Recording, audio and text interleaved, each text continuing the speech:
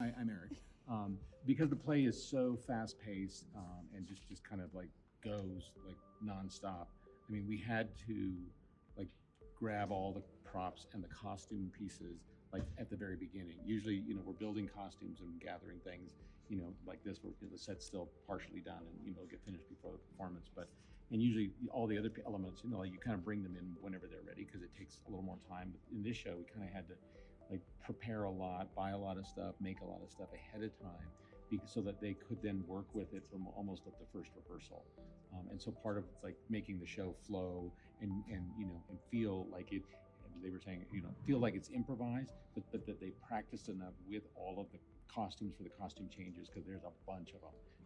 There's probably 50 or 60 props in the show, and so things are like flying on and off the stage. So that's the kind, they're throwing things at each other. And so it really, they had to just be able to practice with all of that, sort of the props and the costumes, all those pieces early in the rehearsal period, which for most shows, like unless it's this kind of a show, you don't really do that until the very end. That's what dress rehearsal or technical rehearsals are for. So, in that way, it felt like a little bit like a circus, like early on, because we were juggling things and throwing things and running around in half dressed, and yeah, it's been really kind of fun from that.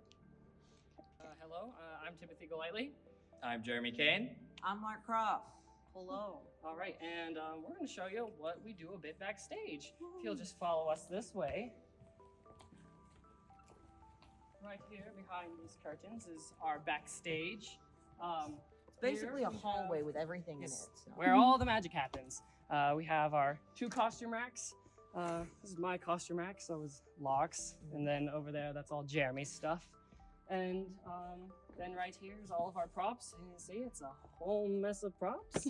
And yeah, this is pretty much it. And we also have a wait table, for all the wigs and whatnot. Here. Yes. Say hi. I'm just backstage. She helps with all of our costume changes and whatnot, because as you can see, we have a ton of them for just a 90-minute show. And then if you just come this way, it brings us back right on stage. And this is then where we perform and do our stuff. That's pretty much backstage for us. Yeah. It's pretty crazy, pretty wild. Joe, could you just turn off the lights? Timmy? Oh my God, that was embarrassing. Indeed. It seems that Timmy, secure in the infallibility of the internet, has Googled the word more and determined it's a place where you tie up bows. I did not Google it.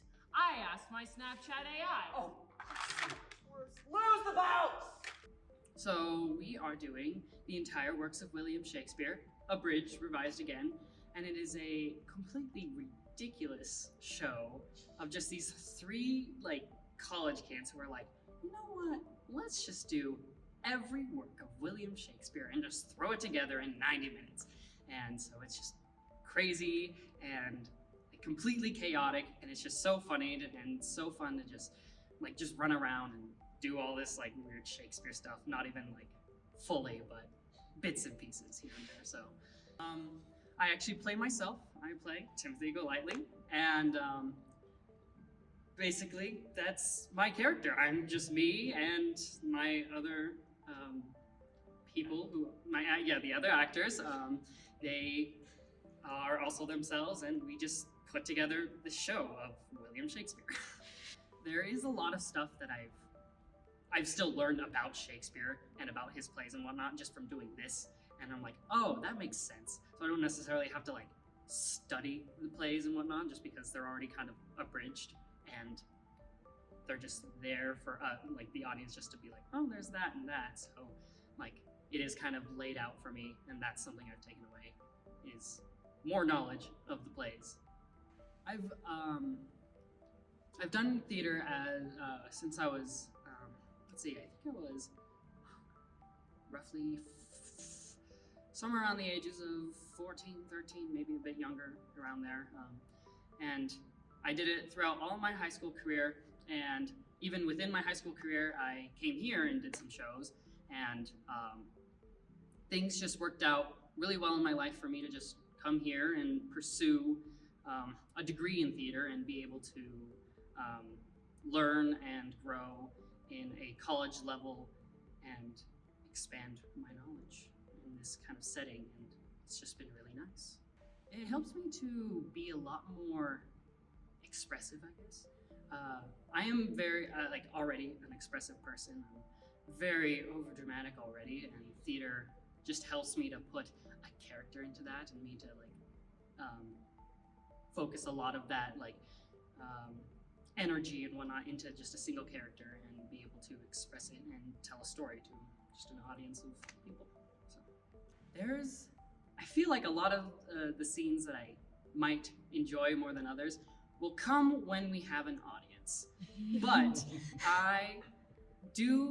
this isn't necessarily a scene, but I love transitioning in between the scenes because we have so many costume changes.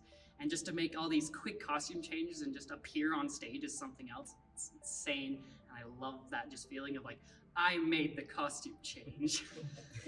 This show is ridiculous, it's funny, it's tiring, it's very high energy from everybody. I play myself, so quite a character.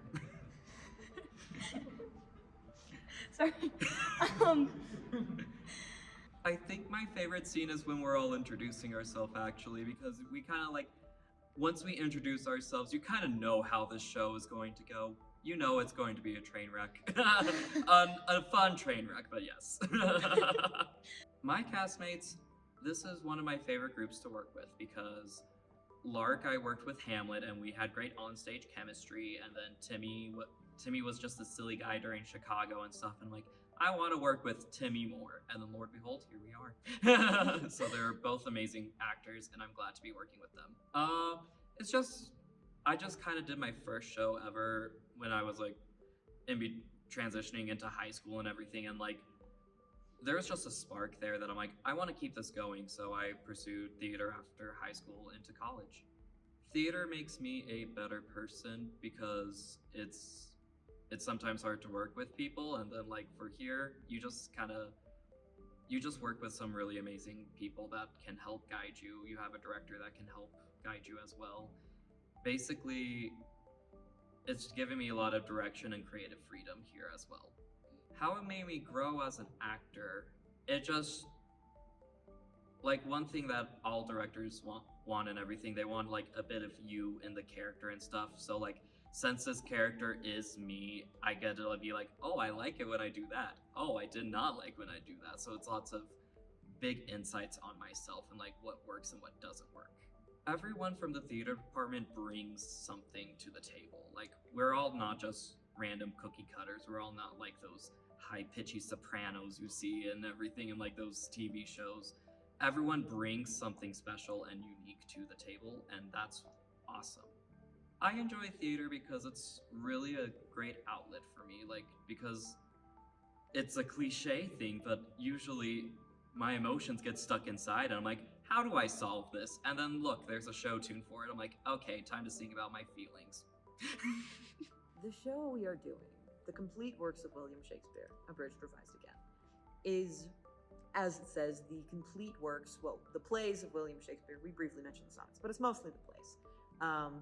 Done in 90 minutes, which means it's very chaotic, it's very fun, it's very high energy a lot of the time, it's very audience participative, so there's a lot of the time where we'll just point at people and be you're involved in this now, you're not just watching, right? Which makes it a lot more engaging, I think. It's a very fun, very chaotic, very entertaining, and at times informative show. I've been doing theater since I was 7 or 8. It's always been a big part of my life. It's a great way for me to express myself in ways that aren't usually readily available for myself, right? Because it's not usually societally acceptable to start talking in Shakespearean English just randomly. And I am primarily a Shakespeare guy. That's my forte. I do love Shakespeare. And in Shakespeare, there's so much content and so much meaning within each line that Shakespeare writes. And so theater is great for me to just be able to fully dive deep into something and spend time with it and learning it. I think my favorite scene is probably either when we do all of the comedies or when we do the most audience participative bit and get the entire audience involved during Act 2. I've been doing theater since I was 7 or 8. I started by doing the summer BOCES productions here at Western. And it's very fascinating to see my journey because as like an 8-year-old, I was here doing the shows and it felt so distant and foreign to be one of the big kids who was helping direct the show. And now I am one of those big kids and I'll be helping costume Chitty Chitty Bang Bang this summer, right? So I can see the other members over there like celebrating. But yeah, so it's very interesting to be doing theater for this long of an amount of time.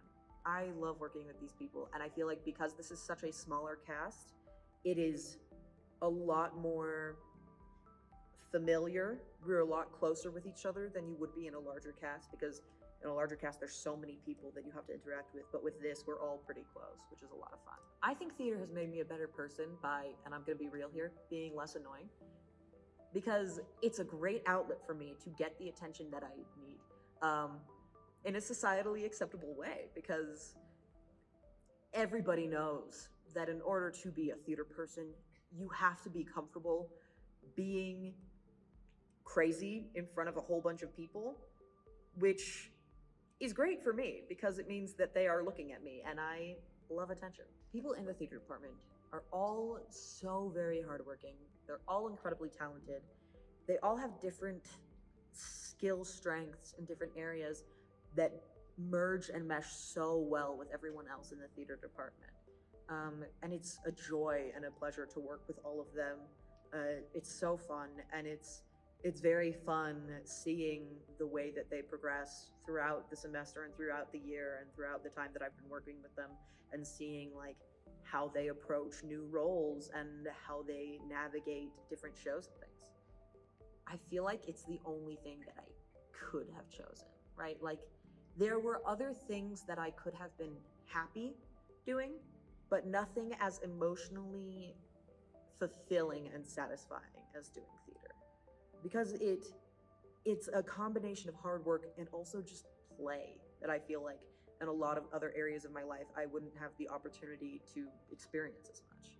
Shakespeare Abridged, Revised Again is a play that makes fun of all 37 plays by William Shakespeare, with 3 actors playing all the parts in 97 minutes. So it's a totally ridiculous, just speed race through like all of the plays. I mean, some of them are just referenced, others of them they go a little more in depth and make fun of them, do scenes and that sort of thing. But yeah, it's a speed read through Shakespeare. I was in London last year, actually in England in the spring, and last year, 2023, was the 400th anniversary of the publication of what's called the First Folio of William Shakespeare. So it's all the collected works, all the plays that he wrote were published together for the first time in one volume. It had never happened before. Shakespeare died in 1616, and then his friends, actors, got together, and some of the plays had been published individually, but they said, no, we don't want to lose this. So they gathered all the plays that they had, which 37 of them, and put them together, took them to a printer and said, can you publish this? And they did. And so last year was the 400th anniversary of the publication of that very first complete work of William Shakespeare. And when I was in London, we got to see one of those original. There are multiple, there's about 200-300 of those that are in existence, several in, I think, Washington, D.C. at the Folger Library.